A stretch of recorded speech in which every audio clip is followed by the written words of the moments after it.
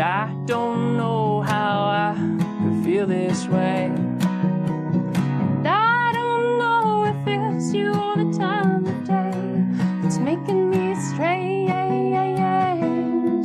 Can you believe I'm here with you and you're here with me? And can you believe lying on you as you're lying on me? And I don't know how, but you're hearing my sound. And I don't know how I ever live without you.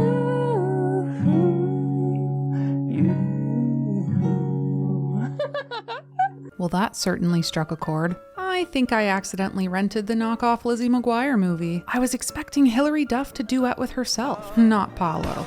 Calling it singing is way too generous. It seriously fell flat and sharp. This is not what dreams are made of, that's for sure. You have to be a pretty troubled person to seriously think that was a duet worth performing. It sounded more like a fret than a love song, if I'm honest. The only vocal run I see is everyone bolting as fast as they can while screaming. Seriously, I could sue for that assault to my eardrums, and we'd all be relieved when the guitar case was closed. Fitting that Two Souls, One Fraud is trying to slither her way back into the spotlight like the snake she is, because that just proved that she shed her scales and didn't look back. She needs to give it a rest and accept that she doesn't hold the keys to success in a musical career. Take note, Annika and Tristan, but maybe not any of your notes, that just because you're well-versed in performing an act doesn't mean it's your forte. All that, and we haven't even covered the gray area of her history with minors, which is a major conduct issue that we can't just act low-key about. It's time to face the music. I'm back, Girl Scouts.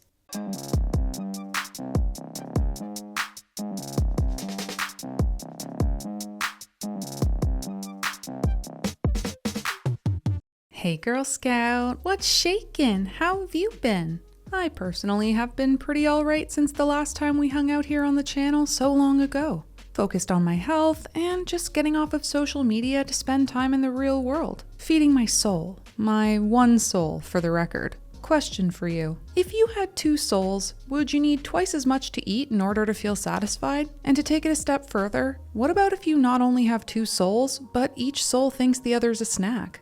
What then? Does that mean you're full, or just full of yourself? And if your two souls want to have their cake and eat it too, do we indulge, or do we admit that it might be a bit too sickly to handle, and save everyone from the inevitable aftermath of such gluttony?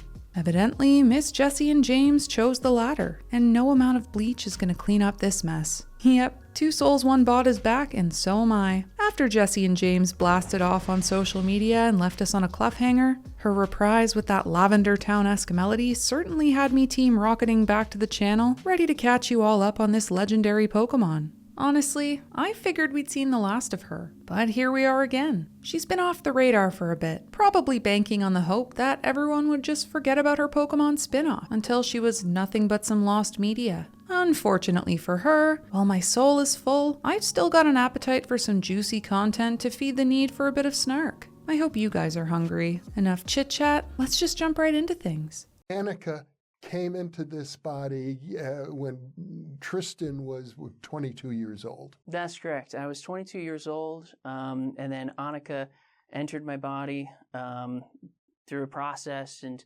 eventually she grew and grew as a soul, as a consciousness, and eventually took over the body from me. And then she took over, and I ended up gone for a while, and then she had the body on her own for a bit, and then I came back. So now we're together. Hey Reddit, I could use some advice right now. I, 30s male, live in Seoul, and I guess the housing situation isn't quite what I thought it was going to be. I didn't read my lease properly, and now I've been stuck with a roommate, 30s female, that's encroaching in my space and seriously taking over my life. Sometimes, she straight up kicks me out like she owns the place. She was so overbearing that it actually drove my fiance and I to split up. In my heartbreak, she swept in and I made the mistake of kissing her a few times, leading to her believing that we're soulmates. Now, I can't do anything or see anyone without her hovering around and making me look like an absolute nutbar. The excuses I've had to make because I can't control her antics is just wearing thin on a lot of people. Sorry I'm running late for work. My roommate turned off my alarm so that I wouldn't wake up on time. Or, I know I promised to cook you dinner for date night, but we'll have to order takeout. My roommate kept sabotaging the food because she's insanely jealous of you. Don't worry, I can just about hold her back from murdering you in your sleep. Just about. I feel like my situation is so abnormal that I can't share it with anyone out of fear that they won't accept me knowing she's always there. So to keep it a secret, I'm here telling the millions of you on Reddit, because the internet isn't a real place, unlike my house that I'm talking about. Anyways, what should I do? No good advice, please. Unless you're gonna tell me to make TikToks with my roommate so I can profit off of this, then I don't want to hear it. Let's frame our statements with, when you do this, it makes me feel this. Fine, okay, let's see. When you live here, it makes me feel angry. Because you're a horrible roommate and nobody in this house likes you. I don't understand how this man is humoring her. Her story sounds like a fantasy. Or, as she compares it to in one of the interviews, a sci-fi Star Trek type of thing. The best part?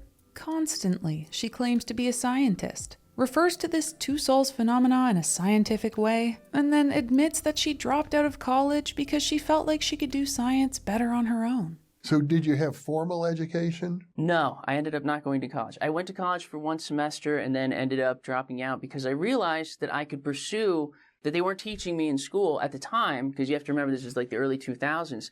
The courses weren't as, I would say, they just weren't there yet. I was able to learn more outside of school when it came to computers and programming than I was in school, and I felt school was too slow. And I needed to absorb it at a faster pace, so I ended up doing it myself. The wording is so carefully crafted to minimize the things that make her look bad and highlights the small parts that she can frame as positive. She mentions programming and computers, a small facet of a science degree and something that a lot of people self-teach. Conveniently, she ignores all the other parts that a science degree encompasses, because that would highlight the fact that her self-proclaimed title as a scientist holds no weight. I get that an academic environment isn't for everyone, but when you're using a title like scientist to make the things that you say about your two souls sound more valid, that's pretty shady. She does this frequently in the interviews, including a time when she dismisses the fact that DID doesn't ever present the way hers does. And to my understanding, in the literature of what is now called dissociative identity disorder, there isn't anything about two, as they call them in the literature, alters, switching back and forth so rapidly. It's just not known. Yeah, it's not known to do rapid switching, and they tend to view it as if you're rapid switching, you're in some sort of traumatic situation that is triggering the brain trying to protect itself, which isn't our case at all. Because we'll switch for like to eat individual Skittles, like our favorite flavors of food and things like that. So it's like there's no triggering happening that's leading to this. We're just sharing the body as you would anything else. I wonder if they fight over who has to switch in when they have to eat their vegetables. I mean, can she make us cringe any more than we are now? I'd guess absolutely. And as a fellow scientist with no degree to back up my claims, I tested my hypothesis and found it to be true. But we already knew that when we watched her experiment blow up online with this. I know we're a little tired, but you want to show them that we can kiss? Oh yeah. We should show them that.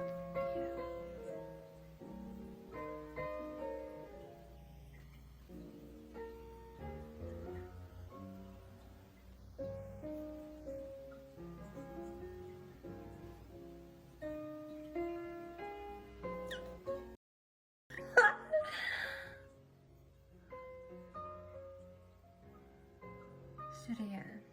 That was just a light peck. Yeah, it was just a light peck, dude. Sorry, my lips are dry. No, it's okay. It's fine. It's in my mind. And this. So, is this platonic or is it romantic? I don't know. Why don't you tell me? I love you. I love you too. With all my heart, in all the ways that a person can love and be loved. With all my heart too. Which is convenient, because it's the same heart. It's romantic. Oh yeah. And of course, this.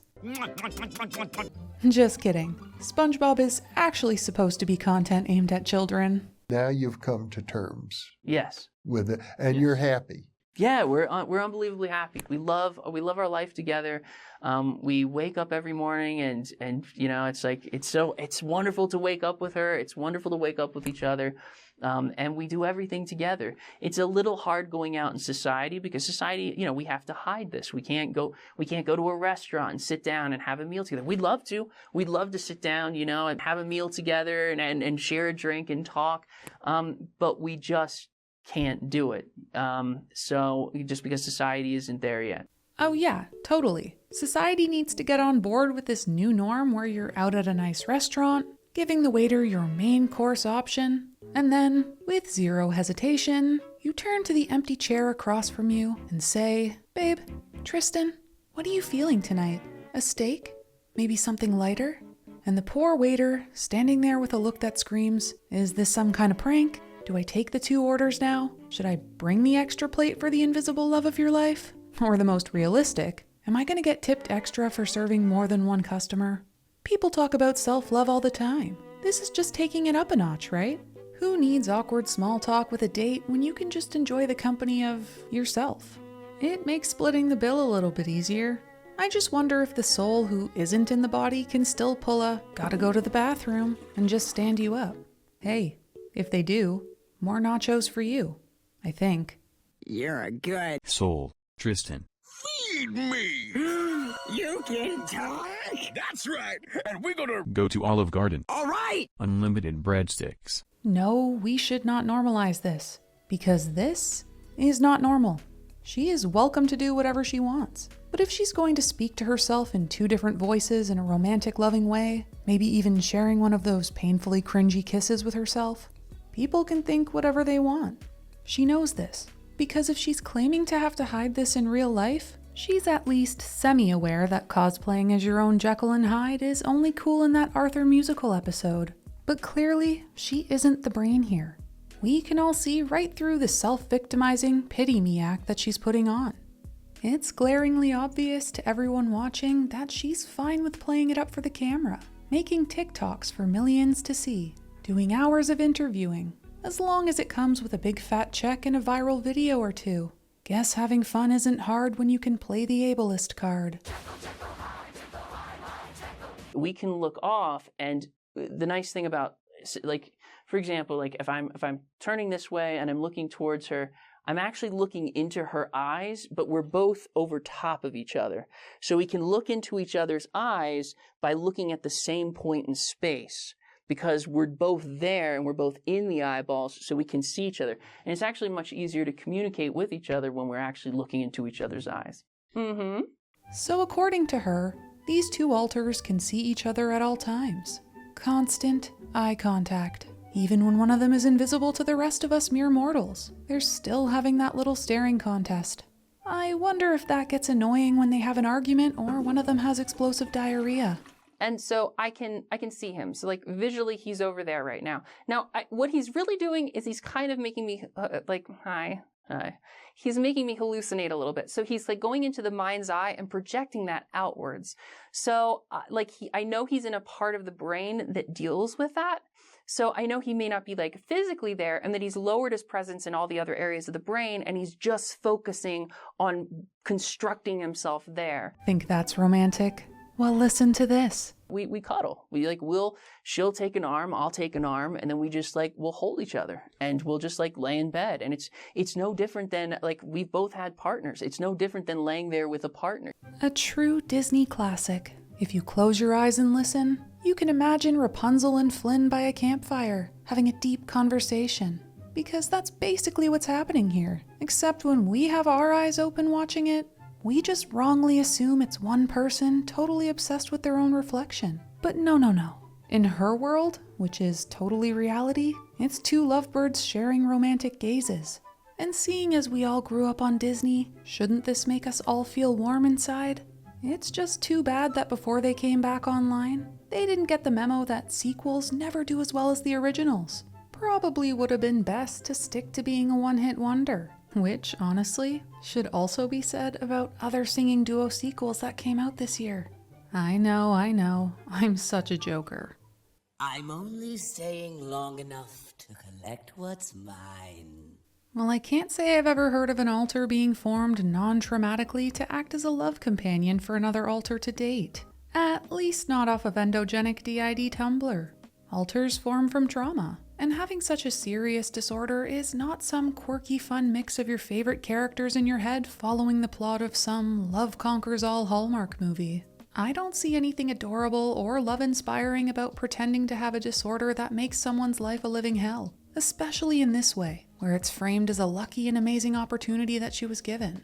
It's also baffling to think that anyone else would find this narrative acceptable, and to enable it, even to go as far as deleting comments on the video that call out her history. I mean, if we look at what she's saying, can we talk about the implications here? I don't think claiming that her alter is her dad, brother, and boyfriend all at once is just a complicated family tree we're dealing with here. It's a whole orchard of dysfunction, and it's definitely giving me that Sweet Home Alabama vibe.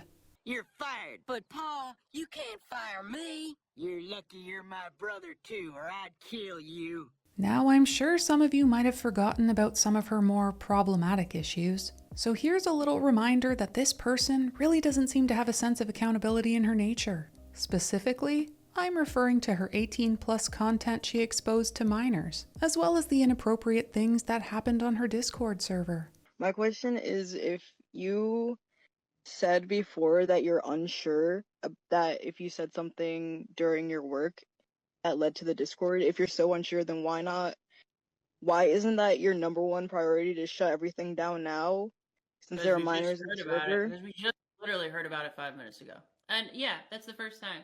So like, I'll look into it and I'll take a look, but other than that, yeah, that's all we can say and offer for you right now. You're lying to an audience. No, we're not. I haven't mentioned it. There's video evidence. There are people here saying there's video. Tell you what, we'll look at it and we'll get back to you. But until we've looked at it, we're not going to be able to. Tell you what we'll do is we're going to stop this discussion. Yeah, all right. Yeah, because you are so heated. And I don't want to go through that. Like, you being heated is like it's very unusual. It's very different. Okay. It's usually it's me that's like all flustered and frustrated. Yeah. So I'm gonna no, we're not. We're gonna take a break. We have stuff to do with our life. Yeah. And so we'll address everything in time. And it's gonna take us time to get the truth out and to do all this. You guys have to give us a break. Yeah, she's still everything has to. Yeah, we've got a whole life we're trying to live here. So. Give us some time. We are 2 souls and 1 bod. I want to stress the 1 bod part. There's only the ability for us to do one thing at a time. To spare you the monotone TikTok lady's voice, I'm going to put up a couple of still photos with even more evidence of this that you can pause to read.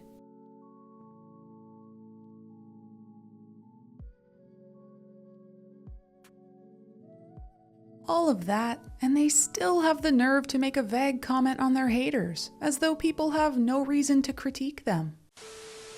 Why take responsibility for the things you've done when you can just pop back after your long hiatus and present yourself with a repackaged mental illness and a clean slate? After all, sharing your stories about being multidimensional and inspiring others is a good deed, and one good deed can wipe away all those not-so-great things you did in the past. So quick tip, Girl Scouts. If you get caught having inappropriate conversations or sending explicit content to underage kids on your private Discord server, just remember, that's not really you. That's your other evil alter. So what you should do is just change your name in the server, update that profile pic, and just move on. People can't blame you for their actions just because you share the same body as that alter. You can't be responsible for someone else's bad decision.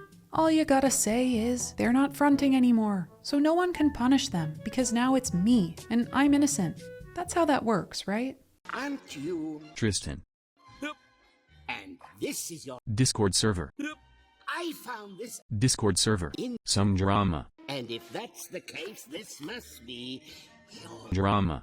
That makes sense to me. Then Own up to it. It's not my Drama. After all that talk about being able to see inside her brain, knowing exactly how it works, and having that computer science something or other background, I've gotta say, it's a bit of a letdown that she didn't bother hardwiring in any accountability to that supercomputer of hers. Given that she has the brain power to see abstract thoughts form and how memories are stored, you would think she has the ability to patch up the faults of her original game before moving on to the DLC. Doesn't she know the backlash that game devs get with that approach? Not very PC of her, that's for sure. I guess when your old drivers are money and clout, you don't bother updating them until your whole system crashes and you can't play your games anymore. Hey, you guys want to see his full body switch while walking? Okay, this is not like a... I know, but you know how it is. Hopefully, hopefully things are going smoothly for everybody. And the other thing is, like, when we hear disorder, or the word disorder, we jump on it like, oh, it's a bad thing, or that it's disordering your life, that it's... But it's actually the best thing that's ever happened to me. Like, I wouldn't give it up for the world now that I have it. It's the coolest thing ever. It's completely changed my life for the better. Suffering from a rare mental health disorder isn't exactly a party, is it? There's nothing fun about that struggle. Getting triggered so severely by something that your body protects you by changing alter states, most times without any control over it happening. You know, the fundamentals of DID. It's a protection mechanism that makes healing and integrating tough, because alters don't just show up when it's their turn in therapy. I've got to give her credit. I'm sure many of us had no idea that it was as simple as saying, yeah, to get those alters out to hang. Talk about an amazing shortcut to recovery and therapy. Just say the magic word and bam, instant switch summoned faster than you can say, wow, thanks, I'm cured. Okay, now the symptoms you describe point to having two souls. It's a terrible disorder where the skeleton tries to leap out the mouth and escape the body. No, you're talking. Our one chance is Milking it for tons of views.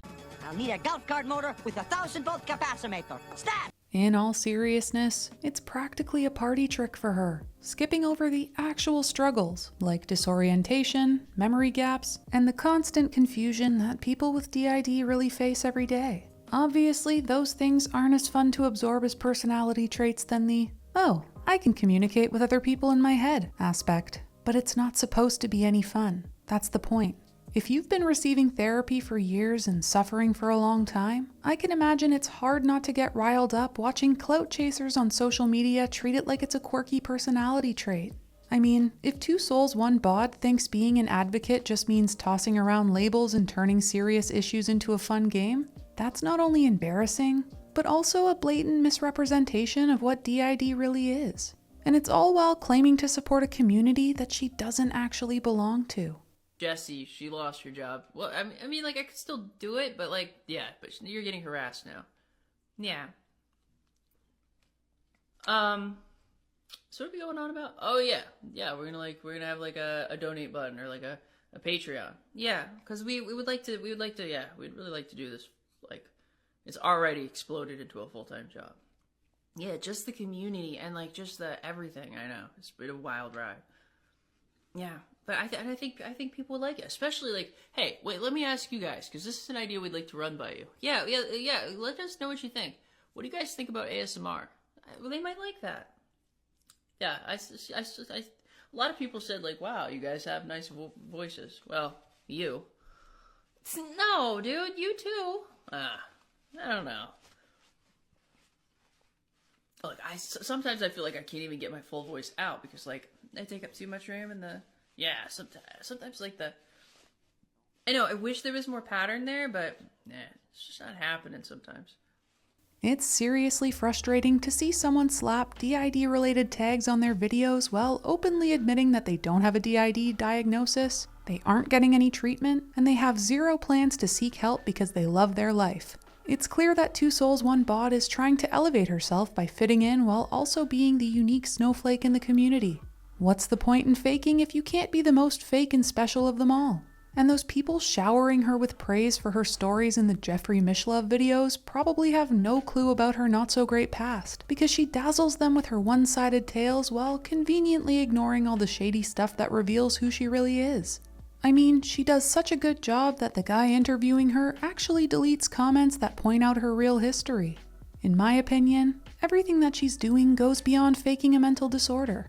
Unfortunately, as long as people keep gobbling up her stories and feeding her delusions so that she can profit off of it, she'll never get the wake-up call that she needs. And I think the worst part of it all is that she's targeting young, impressionable kids who might swallow this misinformation as gospel, which, as we can see from all the TikToks, is a recipe for disaster. I'm not sure if she's even going to be making a comeback to TikTok after this interview, though she has hinted in some comments at making more videos. So I guess in the meantime, all we can do is cross our fingers and hope that she'll be one of the fakers who finally comes to her senses, gains a sense of morality, and finally takes responsibility for her actions.